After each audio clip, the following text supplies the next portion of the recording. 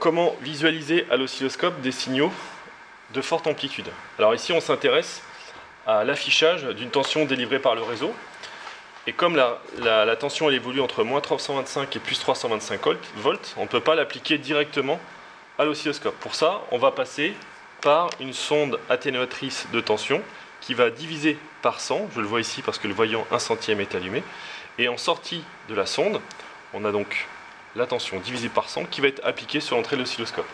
Je vais valider l'alimentation. On a effectivement bien la tension qui apparaît, donc qui est l'image de la tension du réseau. Maintenant, il faut compenser l'atténuation par 100. Alors, ici, je vais considérer que j'ai un affichage sur la voie 1. Donc ici, sur la voie 1, je vais définir que, puisqu'on a une division par 100, je vais remultiplier par 100 pour avoir le calibre adéquat. Donc pour ça, je vais faire ici sonde 1x.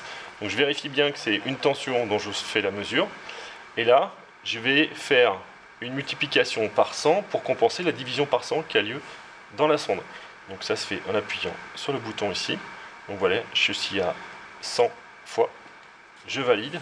Et désormais, j'ai pour la voie 1 un calibre de 100 volts par division verticale.